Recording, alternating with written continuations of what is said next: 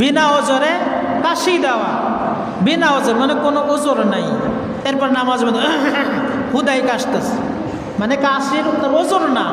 ওজর কি? ওজর হলো যে গলার ভিতরে এমন কাশ জমছে, যদি সে খাকানি না দেয় তাহলে তার অক্ষর উচ্চারণ হবে না, কেরাত পড়তে পারবে না। তাহলে কেরাত যদি না পড়তে পারে তার নামাজ হবে না।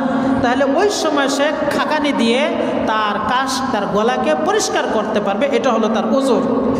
এই ওজর যদি কারো না থাকে আর সে যদি খাকানি দেয় তাহলে তার বিনা ওজরে কাশি দেওয়া হলো, তার নামাজ ভেঙে যাবে। বিভিন্ন মসজিদে বা বিভিন্ন সময় খেয়াল করলে আপনারা দেখবেন যে কোনো কারণে একজনে কাশি দিছে, কোন একজনে এমন করলো, দেখবেন যে হেড দেখে আরেকজন দিছে, তারপর আরেকজন দিছে। আমাদের মনের মধ্যে মানুষ তো আমরা, তো একজনের মধ্যে যদি একজনের যদি গলায় কাশি বাঁধে তো মনে হয় যেন আমার গলার ভিতরে মনে জমা হয়ে গেছে, এরকম মনে হয়, কিন্তু ঠিক না, এরকম কিন্তু মনে হতে পারে।